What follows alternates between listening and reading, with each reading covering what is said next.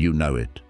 Deep down, beneath the excuses and the rationalizations, beneath the story you tell yourself about being realistic and grateful and mature, you know it.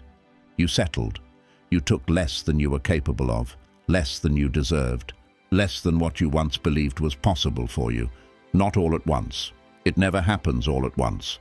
It happened slowly, through one compromise that led to another, through one lowered standard that made the next one easier to lower, through the gradual convincing of yourself that what you have is enough, that wanting more is arrogant, that the gap between where you are and where you wanted to be is just the natural distance between dream and reality. But it's not. That gap is the distance between the person you chose to become and the person you were capable of becoming. And somewhere inside you, that person still exists, still waiting, still wondering why you gave up on them. If you feel that weight, if you recognize that quiet resignation inside you, then stay with this. Subscribe now if you're serious about refusing to settle any further, because what follows is for the man who knows he's capable of more and is tired of pretending otherwise. Let's begin. Settling doesn't announce itself. It never comes as a dramatic moment of surrender. It comes disguised as wisdom, as maturity, as acceptance. You tell yourself you're being realistic when you're actually being afraid. You tell yourself you're being grateful when you're actually giving up. You tell yourself this is enough when you know, privately, that it isn't. And every time you tell yourself this story, you move further from the man you were meant to be.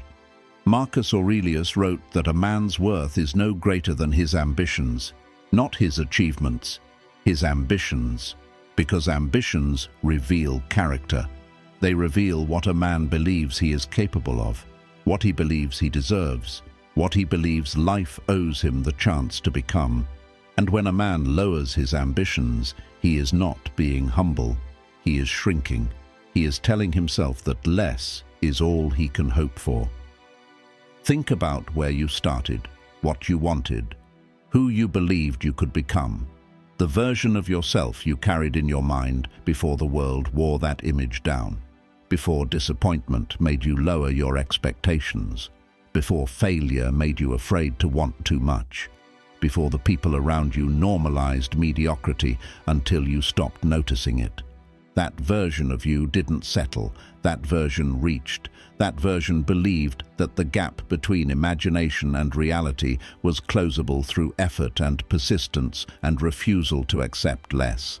What happened to him? He didn't disappear. He's still there, but he's been buried under years of compromise, under the weight of every standard you lowered and every aspiration you quietly abandoned, under the comfortable numbness of a life that works but doesn't sing. Epictetus taught that men are disturbed not by events, but by their judgments about events.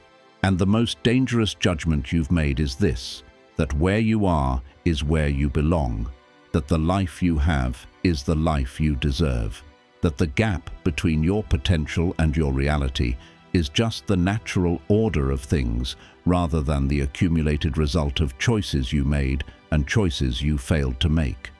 This judgment is a lie, and somewhere you know it.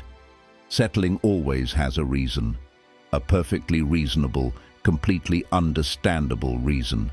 The timing wasn't right, the circumstances were difficult, the risk was too high, the support wasn't there, the opportunity didn't come. And these reasons feel true because they are partially true. Circumstances are real, risk is real, difficulty is real, but they are not the whole truth. The whole truth includes what you chose not to do despite the circumstances, what you chose not to risk despite the potential, what you chose to walk away from despite knowing you shouldn't. The whole truth includes your role in your own settling. And that is the truth most men spend their lives avoiding. Seneca wrote that it is not that we have a short time to live, but that we waste much of it. And settling is the most complete form of waste, because it wastes not just time, but potential. Not just years, but what those years could have built. Not just the life you have, but the life you could have had. Every year you spend settled is a year that person inside you waited. Every compromise you normalized is a standard you may never recover.